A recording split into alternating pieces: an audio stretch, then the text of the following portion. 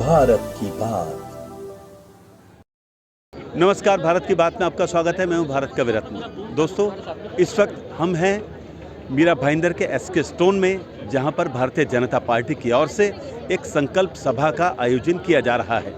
इस सभा में जाहिर सी बात है, चुनावी सभा के सारे गुण होंगे और अपना शक्ति प्रदर्शन भी होगा। और कैसा शक्ति प्रदर्शन रहेगा और कल शिवसेना द्वारा जो एक शक्ति प्रदर्शन किया गया था, उसका जवाब यहाँ पर किस तरह से मिलता है, वो भी देखना दिलचस्प रहेगा। बने रहिए हमारे साथ।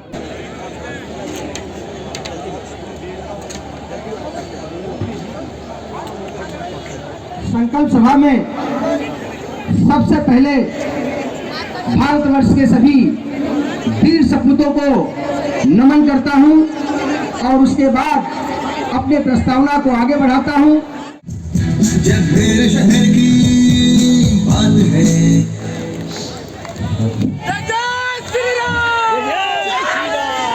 भारत माता की, भारत माता की। बस यही बोला भाव समझ करें। अब आइए, मैं आवाज दे रहा हूं।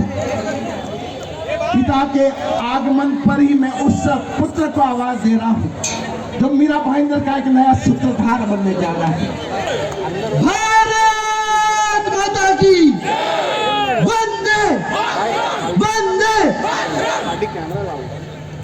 हमारे चुनाव प्रमुख श्री नरेंद्र मेहता जी, भारतीय जनता पार्टी के जिला अध्यक्ष श्री दिलीप जैन जी और सम्मानीय मंच, हमारे पत्रकार भाई बंधु और आप सभी का मैं स्वागत करता हूं इस संकल्प सभा में।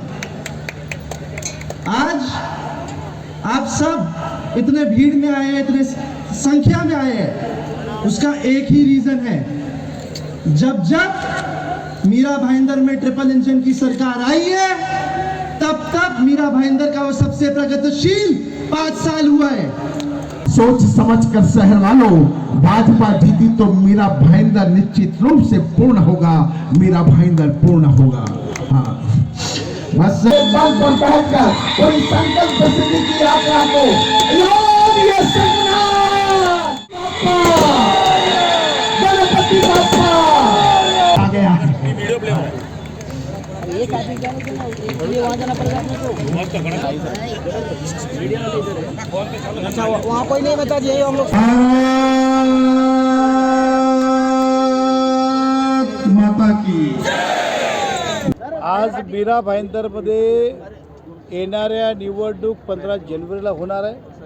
यासाठी भारतीय जनता पक्षाने आपले प्रचाराची सुरुवात या संकल्प सभेच्या माध्यमातून केली।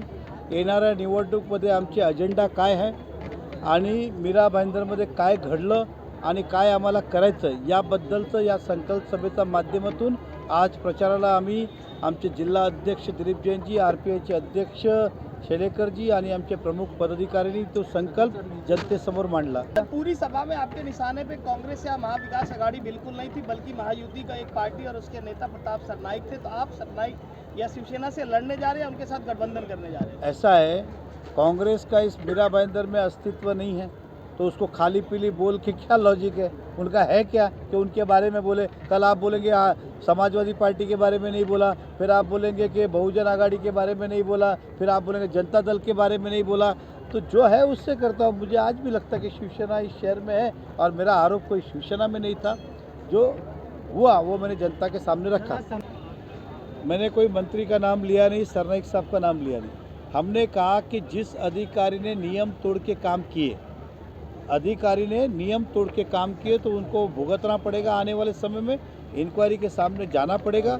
गलत किया है तो किस लिए किया, क्यों किया, इसका हिसाब तो देना पड़ेगा। नहीं, कोई कमिटमेंट नहीं। देखिए, समझ के चलिए, शेलेकर जी महायुति के अंदर आज तो, अब वो आगे क्या होगा और बात है। शिवसेना ने उन्हें बुलाया तो वो भी महायुति का हिस्सा है, हमने बुलाया वो भी महायुति का हिस्सा है। ना इन्होंने उनसे कुछ डिमांड बोला, ना हमें कुछ बोला एग्जाम्पल। लेकिन स्वाभाविक है, जो पार्टी गठबंधन में आती है तो उसका बातचीत होकर सम्मान रखा जाता है। तो इसके पीछे आप कोई गलत अर्थ न लगाए। वो महायुति की जब जब उनको बुलाया गया तो ये थी भारतीय जनता पार्टी की संकल्प सभा, जिसमें शक्ति प्रदर्शन के साथ साथ कल शिवसेना द्वारा आयोजित हुई सभा में ये सारे जो प्रश्न उठे थे, जो आरोप लगे थे, उनका जवाब नरेंद्र मेहता ने प्रश्न दर प्रश्न, आरोप दर आरोप दिए।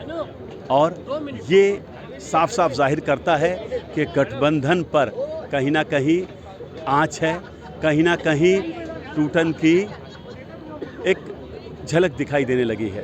हालांकि राजनीति में ना कोई दुश्मन होता है और ना कोई दोस्त, मगर जब बात आरोप प्रत्यारोप तक आ जाए तो यकीन मानिए कि मिलन की संभावना बहुत कम हो जाती है।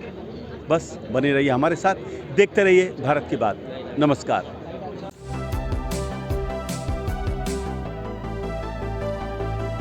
भारत की बात।